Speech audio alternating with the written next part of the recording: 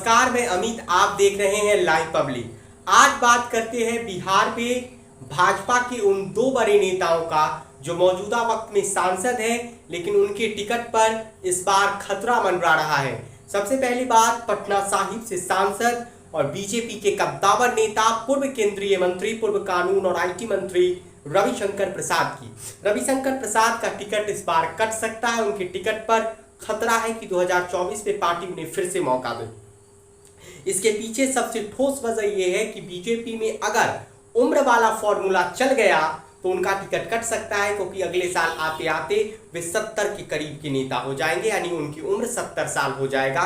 और बीजेपी में अगर उम्र का फॉर्मूला लागू हो गया तो उनकी सांसदी पर, उनके टिकट पर खतरा मंडरा सकता है। और उनके खिलाफ, उनके सामने बीजेपी में एक तेजी से उभरते हुए युवा नेता ऋतुराज सिन्हा भी काफी मेहनत कर रहे हैं। ऋतुराज सिन्हा जेपी नड्डा की जो 38 सदस्य की समिति बना है, जो दिल्ली में जेपी नड्डा ने बनाया पिछले महीने, उनमें एकमात्र चेहरे बिहार से ऋतुराज सिन्हा थे, जिन्हें राष्ट्रीय मंत्री की जिम्मेदारी मिली। राष्ट्रीय सचिव वो बनाए गए बीजेपी की ओर से, बिहार से, और वह फिलहाल नॉर्थ ईस्ट के राज्यों का प्रभाव उनके पास है। ऋतुराज सिन्हा के पिता आर.के. सिन्हा बीजेपी के कद्दावर नेता रहे हैं, राज्यसभा के सदस्य भी रहे हैं। कहने वाले तो कहते हैं कि 2024 में भी ऋतुराज सिन्हा के टिकट की कोशिशें की गई थी, लेकिन तब बात नहीं बन पाया था और उनमें टिकट नहीं मिल पाया था। लेकिन इस बार ऋतुराज सिन्हा रविशंकर प्रसाद के सामने एक बड़ी चुनौती बनकर उभरे हैं। दिलचस्प ये है कि पटना साहिब उन चुनिंदा लोकसभा सीटों में शामिल है जहां पर कायस्थ वोटर्स जीत और हार तय नहीं करते हैं, बल्कि कायस्थ बहुल वह सीट है लोकसभा का, और वहां से कायस्थ नेता ही चुनकर लोकसभा पहुंचते रहे हैं, चाहे वह बात शत्रुघ्न सिन्हा की हो, रविशंकर प्रसाद का हो।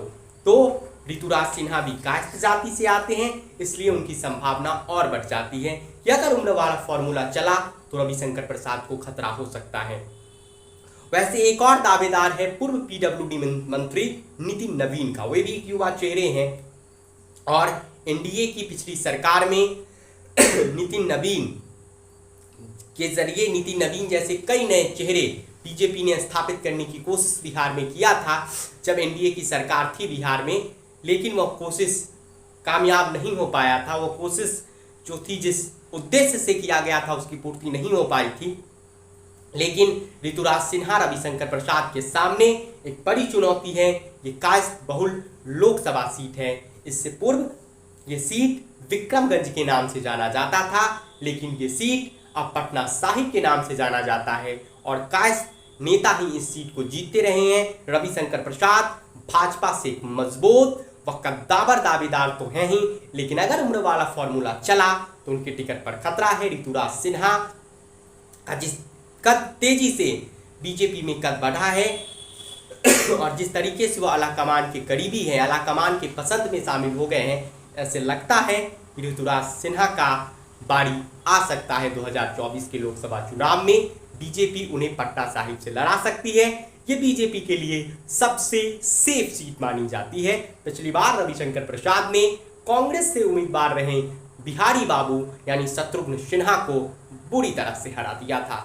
देखते हैं कि आगे क्या होता है। पटना साहिब कायस्थ बहुल सीट है और यहाँ से कायस्थ लोग ही जीतकर संसद पहुंचते रहे हैं। बीजेपी रविशंकर प्रसाद पर दांव खेलती है या ऋतुराज सिन्हा पर दांव खेलेगी, ये वक्त ही बताएगा।